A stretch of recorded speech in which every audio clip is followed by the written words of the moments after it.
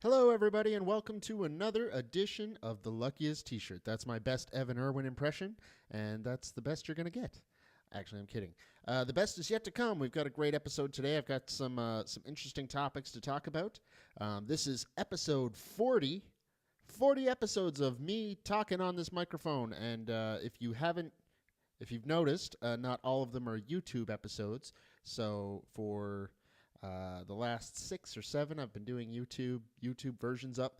For those of you watching those, thank you very much. For everybody else who's just listening on the podcast, the audio version, thank you very much as well.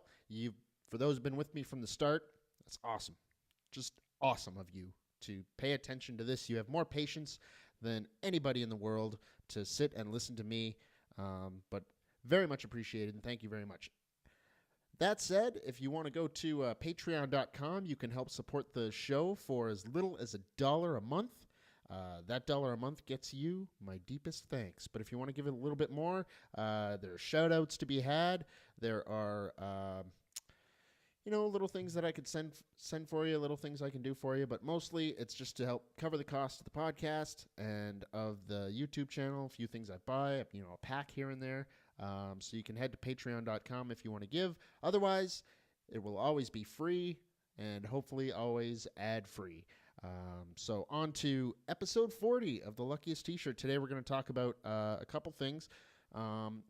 Instead of a combo of the day, today I've got a ruling of the day, which I guess is also a combo of the day. If there's a card that you are familiar with called Necrotic Ooze, and what Necrotic Ooze does... it says, as long as Necrotic Ooze is on the battlefield, it has all activated abilities of all creatures in all graveyards.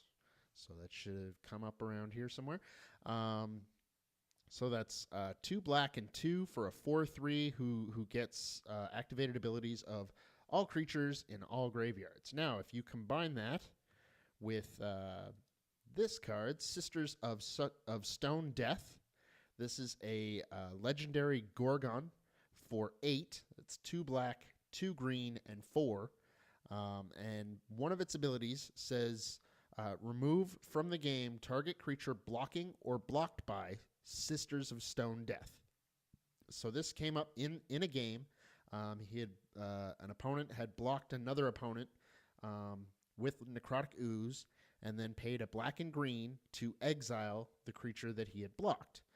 And I piped up like a jackass, and I said, I don't know if that works. Let me read Sisters of Stone Death. And because it said remove creature blocking or blocked by Sisters of Stone Death, I said, I don't think that works because it's not blocked by Sisters of Stone Death. It's being blocked by Necrotic Ooze. So we called a judge, and we're playing Commander. This was at the league. So the judge we got, he might be an official judge or level 1. Anyway, he wasn't sure.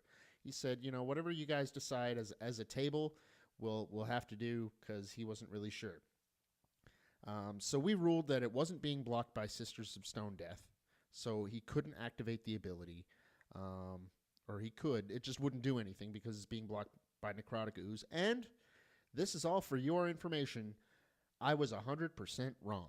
Because there's a ruling, the player Josh, he messaged me after when we had gone home, and he said, just figured he'd share it. He wasn't being a dick about it or anything. He was just generally, he wanted to make sure that everyone knew the rules. He was curious for himself, and he went and looked it up. And it says, if an activated ability of a card in a graveyard references the card it's printed on by name, treat Necrotic Ooze's version of that ability as though it referenced Necrotic Ooze by name instead. For example, if Cudgel Troll, which says green, regenerate Cudgel Troll, is in a graveyard, Necrotic Ooze has the ability green, regenerate Necrotic Ooze. So that's a ruling if if you have Necrotic Ooze or say Experiment Kraj does this kind of stuff. If you have something that says it gains activated abilities of other things, anytime that card references itself, then the card that's copying that ability is also referencing itself. specifically Necrotic Ooze, is talking about Necrotic Ooze. It's a weird corner case, but I was wrong. He was right. The creature should have been exiled. The happy ending to the story was the gentleman who we ruled against. He ended up knocking out the player we ruled for. So whether he needed it or not doesn't matter. It was a good game, though. It was a really good game. Scion, the Ur-Dragon, ended up winning that match. It was a five-man pod. And Scion just... He wasn't necessarily playing the Dragon deck, the All Dragons deck. He was playing a Scion combo deck. He could kill with Skithrix. He could kill with, a whole host of other, really powerful dragons. And then the rest of his deck was controls. Like, well, I'm going to let that stick. I'm going to let that stick. And time's almost up, so I win. So that was, I'm not so sure how I feel about that. But, whatever. So moving on, instead of tasty treats today, I wanted to explore something that Magic is losing. As of this year, 2016, there is, sorry, not 2015 is this year, but the 2016 core set is not called the M16 as much as we would like it to. I think I might just call it that anyway, because that's awesome. What are you playing? I'm playing M16. That's right. Anyway, it's called Magic Origins, and it's the last core set. So I assume Wizards is going to be doing something in the vein of basic releases of some sort to cater to those newer players that don't have those nuts and bolts cards. And that's what core sets were. They weren't very focused on flavor, although there was some. Mostly just the flavor of the game. But they focused on getting cards into people's hands that are just nuts and bolts cards for the game. If you wanted to start, you don't have to start with like Return to Ravnica, which has the 10 guilds and 10 different mechanics, one for each guild. You don't have to learn all those mechanics. It was basically the core set. It would be a couple mechanics. They would introduce you basically to every type of card and give you an example. So there was always planeswalkers. There were the quote-unquote beginner sets. So you would play a core set, and then you would start playing the block afterwards. So the core sets were where most players started, and they did things like releasing the Deck Builder's Toolkit, which had a lot of the basics, it was all core set stuff, and it was just nuts and bolts magic, cancel effects like that, just counter target spell. It had draw a card. It had, that was their idea. The basics of blue, right? And very delineated color pie stuff. Like Nicol Bolas was one of the only multicolored cards printed in a core set. They said, okay, well, this is Nicol Bolas's time to shine, so he gets his own core set. That was 2013, I believe. Anyway, so what I've done is I got 5 packs, 2011 through 2015. We're going to open them up. We're going to look at the rare, and we're just going to kind of see, flavor-wise and mechanic-wise, what the basics. It really is the basics. So I'm just kind of celebrating core sets, and just before Dragons of Tarkir comes out, I just want to have a look at these, and we'll get into the Dragon stuff next week. Pre-releases this weekend. The full release is the weekend after. So let's start with core set from 2011. Let's see what's in here. So 2011 and 2012 were both the Titan cycle. So you were hoping for one of the Titans, and ideally you wanted Primeval Titan. Now that Primeval Titan is banned in EDH, it's not really that useful for us EDH players. However, if you play Modern, you definitely want a few copies. So classic cards here like Scroll Thief. Scroll Thief is a 3 mana, 2 and a blue for a 1/3, and when he deals combat damage to a player, draw a card. This is bread and butter Magic. It hits you, you get a card. We got Child of Night, 1 and a black for a 2/1 with lifelink in black. Giant Spider.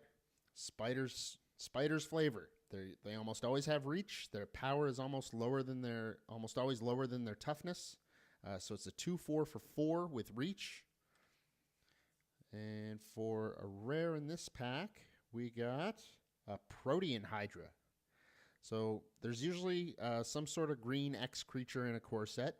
So this guy is green and X for a 0/0, but he comes into play with X counters on it. So if you pay 1, if you pay a green, he comes in and dies. If you pay a green and 1, you get a 1/1 Hydra, which isn't really necessary. And it also says if damage would be dealt to Protean Hydra, prevent that damage and remove that many +1/+1 counters from it. And whenever a +1/+1 counter is removed, put 2 +1/+1 counters on it at the beginning of the next end step. So whatever doesn't kill it makes it stronger. Another classic card in the core sets is Acidic Slime. Absolutely useful card, and I've been making sure to find all my copies and put them in decks that have green because he is a 2/2 Death Toucher for 5. So he's just good. Oh, there's more text. It says when Acidic Slime enters the battlefield, destroy target artifact, enchantment, or land. Let's see. Kessig Wolfrun, Cabal Coffers, even Nykthos. Any lands that just tap for insane amounts of mana. This gets rid of... You can get rid of someone's strip mine and force them to use it before you play your land. Gets rid of mazes. Now for enchantments, gets rid of Rhystic Study. It kills aura shards. For artifacts, you can be a dick and hit someone's soul ring. You can be a nice guy and hit someone's soul ring because he's getting out of control.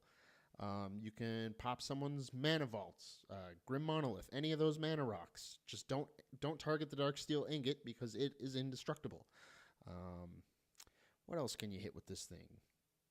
Swords, all the swords, blows up swords. All you do you put him on the stack. If he resolves, you kill the sword. Sword goes bye-bye. Extremely useful and came in a core set. All right, so we are 0 for 2 on the Titan cycle, Protean Hydra. Let's move on to 2012. And we're probably going to see a few, at least 1 or 2 repeats in these packs because core sets are the basic set. And I think as we move on away from core sets and just go straight into flavor block, flavor block, flavor block, flavor block, I don't know if we're going to miss this. You know, just it's kind of like it might have been a nice time to just relax. You know, it's a core set. You don't have to think too much about it. You kind of know what you're going to get. There's going to be a little bit of spice here and there that feels pretty good. We got Jace's Erasure.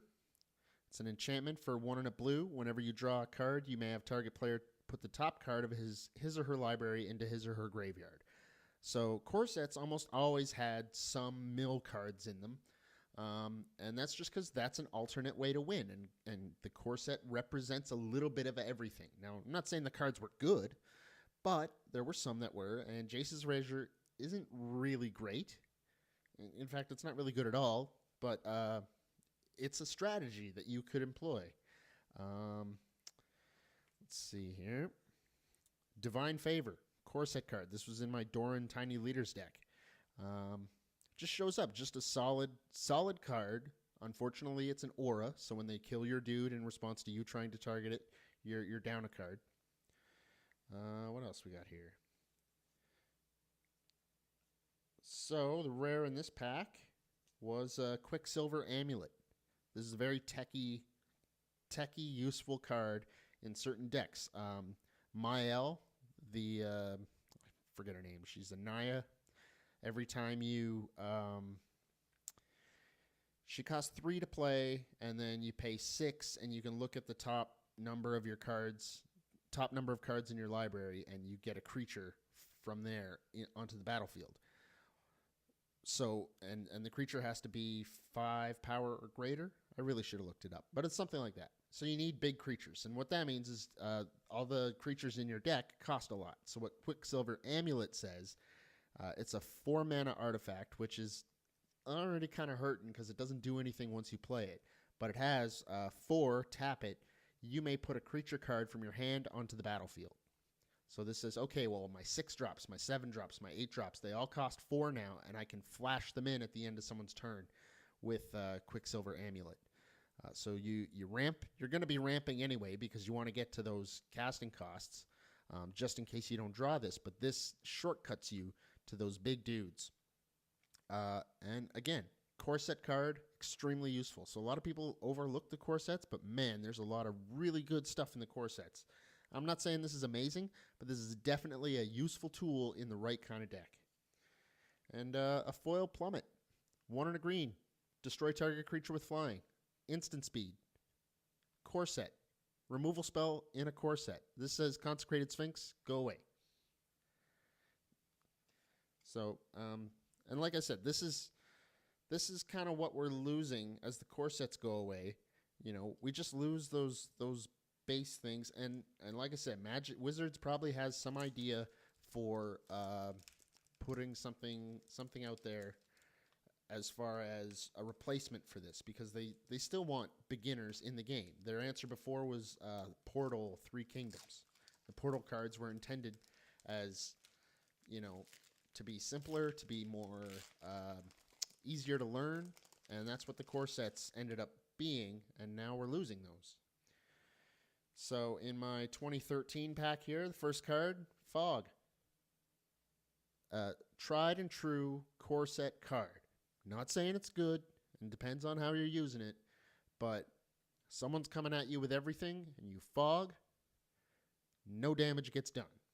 Prevent all combat damage that would be dealt this turn. Instant speed.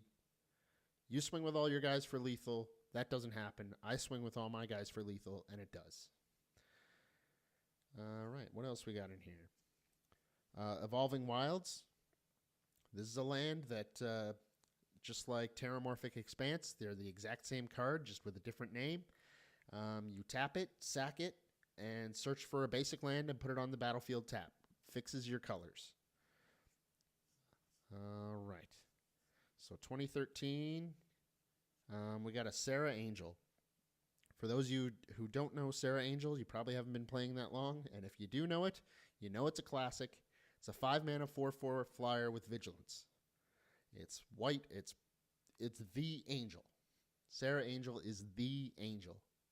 She's what started Angel Tribal. People love this card. And are we going to see it in flavor sets? Probably not. It's starting to get, you know, it's being outclassed by the creatures that are being printed today.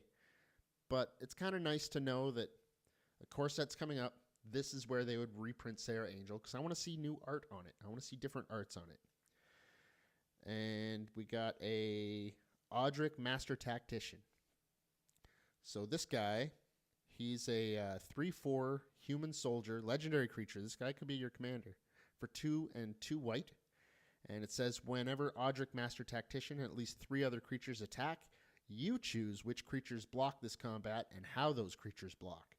So in your white weenie deck, you swing with at least 3 dudes, and him, you get to say no blockers, or you get to say all your little stuff trumps my big stuff, or you get to say, you know, you eat all my things because I'm crazy. But very, you know, he was flavorful. He's holding a big old sword with the Avacyn logo on it, and he's M13, so I think he was right after Avacyn. Anyway, fear holds no place in Faith's battle plan. Anyway, just a tried and true, just a good creature, right? Never did anything amazing. I haven't seen anyone build with him. I think he'd be fun. You know, put it in your white mono white tokens deck. Build him up. So 2014 here. We had Fog, first card again. Things like Divination. 2 and a blue. Draw 2 cards. You're up a card when you do this. It costs you 1 card because you got to play it. You draw 2, 1 to replace it, and 1 to get you up 1. Not always good, but generally pretty good. You got things like Giant Growth. Giant Growth, +3/+3 for 1 green instant combat trick. This is the quintessential combat trick. They did print Giant Growth in Return to Ravnica, I believe. And that art was sick. That art was awesome. It had, instead of showing you the big dude, they showed you a little dude being encompassed by a shadow of a big dude. When I in post, I'll put it up here, so it's probably here right now.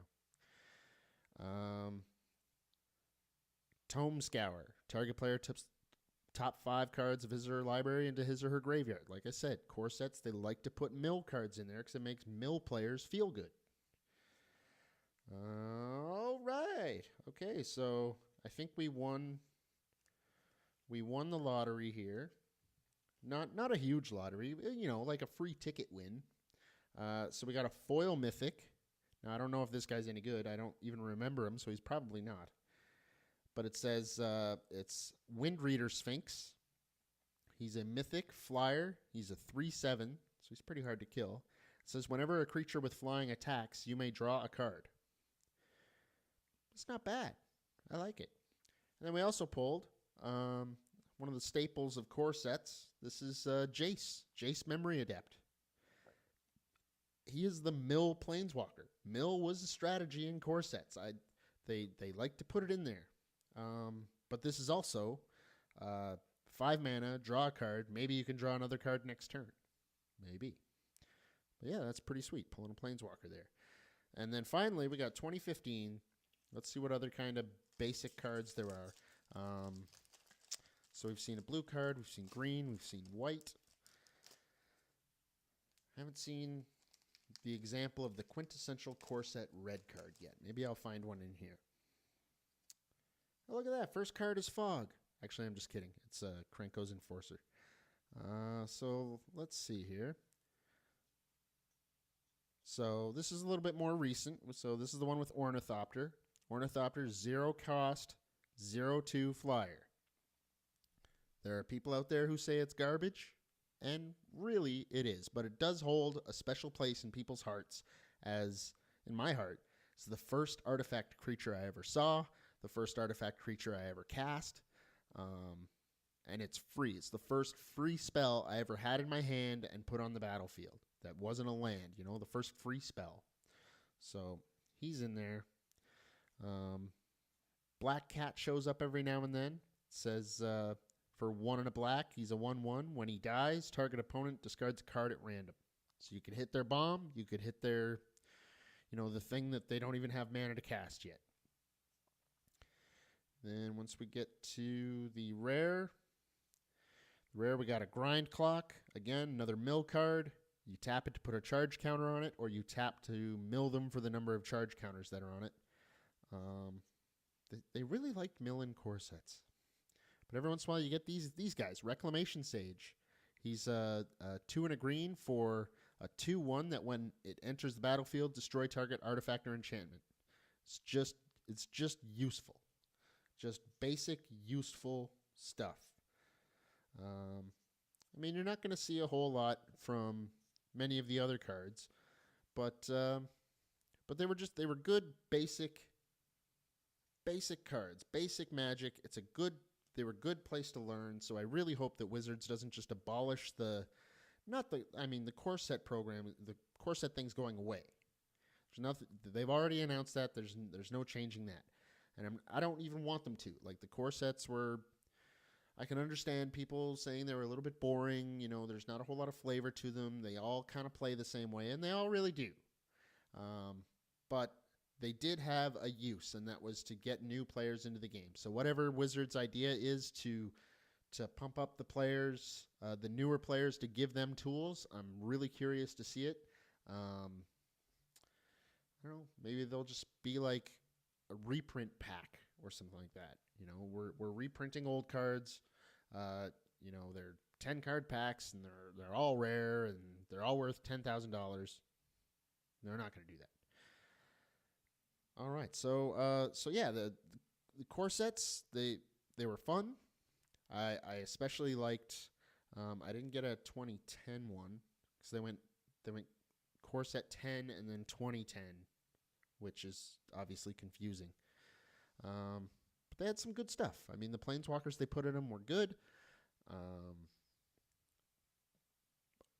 I'm going to miss them personally. Now, Magic Origins looks like it's going to be a lot of fun. The whole legendary creature that flips into a planeswalker, I don't know if they're going to do that for all of them, but they might. They might just steal like a mechanic from whatever world they're on. So Liliana, I think she was Innistrad, and she has the flip card.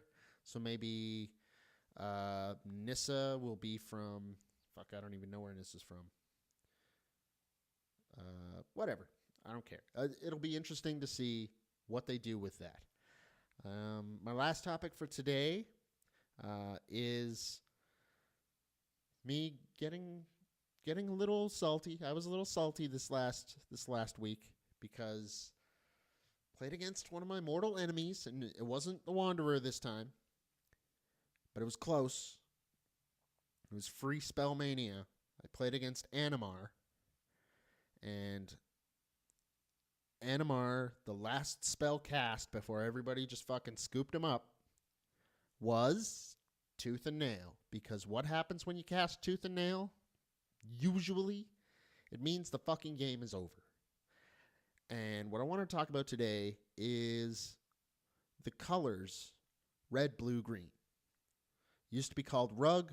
Right now it's being called Teamer because of cons. And red, blue, green is a extremely difficult color combination to win a game of EDH or Commander against. And here's why. They can ramp up their spells. They can ramp up their mana because it's got green. They can control what you're doing because they have more mana than you do because they got there first. And because they have, blue. It's counter spells, card draw. And red says I can attack you right now and I can hit you for more damage than you can hit me back for. And you won't always be able to predict what I'm going to do. Now, there are 5 legendary creatures in Rug. Those are Animar, Riku, Maelstrom Wanderer, Surrak, and Intet.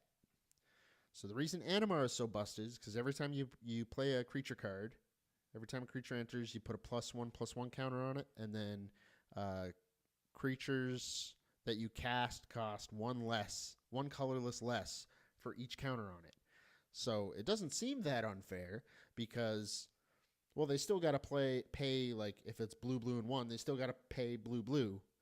But here's where it's a little unfair because Palancron costs 2 blue. He comes down, untap 7 lands. Then you can bounce him to your hand and pay 2 blue again, float all your mana. He comes down, untap 7 lands, bring him back. And being able to play a bunch of fucking creatures on the same turn and then just drop an Eldrazi for free and then use the rest of your mana to play Tooth and Nail, or or what this guy did, he played Tooth and Nail, got his 2 creatures down, then dropped his Eldrazi, and they all had haste because red is in Rug. So Riku copies creatures and copies spells. And when you're copying these things, you're taking advantage of all the enter the battlefield effects. You're taking advantage of all the, the big splashy spells. So again, green ramps them up. Blue protects whatever they play, and red is what kills you for the most part, or kills your stuff at least. Maelstrom Wanderer, you all know my issue with Maelstrom Wanderer. Free spells are gross, and they get 2 of them just for casting. Surrak, however, he leans towards more creatures. Now, I haven't seen a broken Surrak deck. I haven't seen anything busted. I'm sure someone's done it because those colors are gross. And I'm not saying that other color combinations aren't gross. Carador, he does some fucking ridiculous things. What else? Junk and Naya. Every color combination has its gross commanders, but out of 5, 3 of them in Temur are disgustingly fucking broken. And this isn't just for me to complain about them. What I would like to do is inform everybody of the simplest strategy for dealing with these guys. And that is to play them or to gang up on them. Because those are the only 2 things you can do. And, the other bit about Animar. Pro black and white. So you're playing Athreos, the black and white god. You can't touch it. Anyway, so you really do have to manage the Temur player at the table as soon as humanly possible. You need to attack their mana. You need to keep them from ramping. You need to counter spells that can facilitate the rest of the game for them. And really, with the Wanderer, attacking their land is the best way to do it. Because if they never get to cast the Wanderer, they're going to have a hard time, right? If you can keep them off 8 mana, it's going to be difficult for them to continue the game, or at least do anything. And that's the way it usually goes. Either we all go at the Wanderer and the Wanderer dies, or one guy goes at him, the other 2 have a pissing contest, and then the Wanderer wins.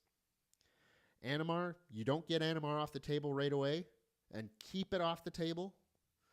It just runs away with the game, and there's very little you can do about it once it gets up there, because then it starts getting shit like Prophet of Crufix, starts getting all the card draw dudes. So when it has Harvester of Souls, doesn't sound like a terribly unfair card. I think it's a 6/6 for 6 that whenever a creature card enters the battlefield, you get to draw a card. Non-token creature, you get to draw a card. But with that and Animar, that only costs 2 to play usually, and then everything you rip off the top is cheaper and cheaper and cheaper and cheaper. So things get out of hand pretty quick with Animar. So you need to do 2 things with Animar. Get Animar off the table, and if you can't do that, attack their lands. And I mean, that may be just a general strategy for any player, right? If you attack their lands, they can't do anything. And that's not necessarily... that's definitely not a fun way to play the game, but these guys aren't playing fair. This particular set of colors doesn't play fair.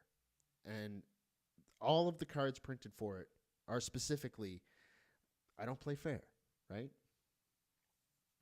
So, what's my point? My point is, if you're the rug player at the table, be ready to have 3 people attacking you every turn, or targeting your shit, or countering your spells, or getting rid of your stuff, because you are the threat.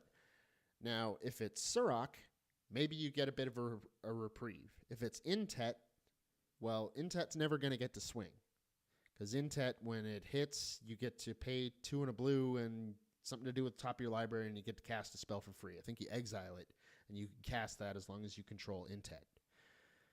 So you really do have to keep them down. And if I could sit down with the rules committee, the EDH rules committee, I would actually call. I'm not super keen on banning cards, but one card I would ban is Tooth and Nail, and I would get them to seriously consider Prophet of Crufix. I like Prophet when it's in play. For me, I even like it sometimes when my opponent has it, because I can clone it. But if you don't get it off the table soon, you got 1 turn cycle, hopefully, to kill it.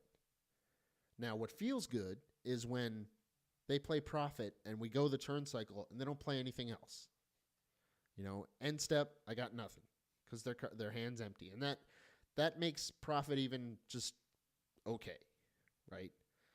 Sometimes that happens, and for that player it sucks, but once they start getting an engine going, Momer Vig's out there, and they're just casting spell after spell after spell on everybody's end step, that's when it gets bad. But Tooth and Nail is almost always bad. It's fucking annoying is what it is. I feel the salt. It's getting salty in here. Tooth and Nail is a fucking stupid card. It wouldn't even be so bad if you just erased or white out or green out Entwine. You took that Entwine off there. You got one choice. You can search for two things, put them in your hand, or you can take two things from your hand, put them into play. Those are your only choices. You know, if someone went Avenger Craterhoof, in some, Avenger Craterhoof, everything has haste with something else. If someone did that and that was in their hand, that's almost fair. You know, they were in your deck. You took time to set them up to put them in your hand so that you could pay 7, use Tooth and Nail to put them both on the table at the same time and surprise everybody and whoops, I win. That's even fair. Or even just saying, okay, I pay 7 mana, I go get my 2 best creatures and put them in my hand. Well, now we have, 7 mana is a lot. We have probably a turn cycle before he can cast either of them, and maybe even 2 turn cycles if they're 2 really big things. But to do both it's not cool. It's not fucking fair. I haven't run Tooth and Nail since at least a couple months because it's just a stupid fucking card. It contributes nothing to the format. It just says, I drew Tooth and Nail and I have 9 mana, so I win. Because if you're playing Rug, you play Tooth and Nail, Kiki Jiki, Pestermite, Deceiver Exarch, Splinter Twin even. You could search up Splinter Twin somewhere else, but you just go get Kiki Jiki, Pestermite, put them on the battlefield and say, do I win? Well, we all used our removal spells on your other shit, so yes, you fucking win. Door to Nothingness takes all 5 colors to make one player lose the game. Tooth and Nail, 1 color, 9 mana, in a fucking color that is the best at getting mana. So you just have to have any 2-card combination in your deck that's in your colors of your commander. You draw Tooth and Nail, you win the game. Blue, Mystical Tutor, go get Tooth and Nail. Once I have 9 mana, I win the game. That is not fucking EDH. That's just my opinion. Now, I had a friend of mine suggest that I say something controversial on the show to get more viewers, to make people not like me, because people will watch you if they don't like you. And that's not what I'm trying to do. If you agree with me, awesome. If you don't, that's great too, and that's fine. Everyone plays the game a different way, but in this case, I honestly think that card is a problem in the format because creatures are so good, and all you need is 2 of them, and the game's over. And then what's the point, right? Well, I mean, you could counter Tooth and Nail. Well, the person who's playing this deck is not going to let you counter Tooth and Nail. That's their win condition because it's 1 fucking card. See, I'm getting animated about this. They're not going to let you. They're going to wait until everybody's tapped out. They're going to wait until there's all the answers are gone. How many cards everybody got in hand? You got 1? Oh, you're tapped out. You got 0? You got 0? Tooth and Nail with Entwine, I win. I did it. Send home to mom. I'm going to Disneyland. I won the game with 1 card. Well, he didn't win with 1 card. He had the 2 other creatures. No, he won with 1 card. Tooth and Nail with Entwine. Goes gets Craterhoof Behemoth. Well, you need other creatures on the battlefield. Yes, you do. And he sets the game up that way. Because he's playing blue. Because he can protect his shit. Okay. That's my rant about Tooth and Nail. I think it should be banned. What do you think? Do you think it's a fair card in any way? If it's fair, let me know how it's fair. Maybe like I said, if you could reprint it, ban Tooth and Nail, get Wizards to reprint Tooth and Claw or Fang and Claw. There we go. Reprint Fang and call it Fang and Claw. No Entwine. 7 mana, go get 2 creatures, put them in your hand, or only 7 mana. Put 2 creatures from your hand onto the battlefield. Know what I'm saying? That's what I'm saying. That's my opinion. And if Tooth and Nail is how you have fun at the game, honestly, just tell me it's in your deck before we start playing, and I'll go play somewhere else. Because that's not cool to me. Could be cool to you. I don't know. That's all I'm going to say about it. I do want to point out that there's some some dollar packs at some stores.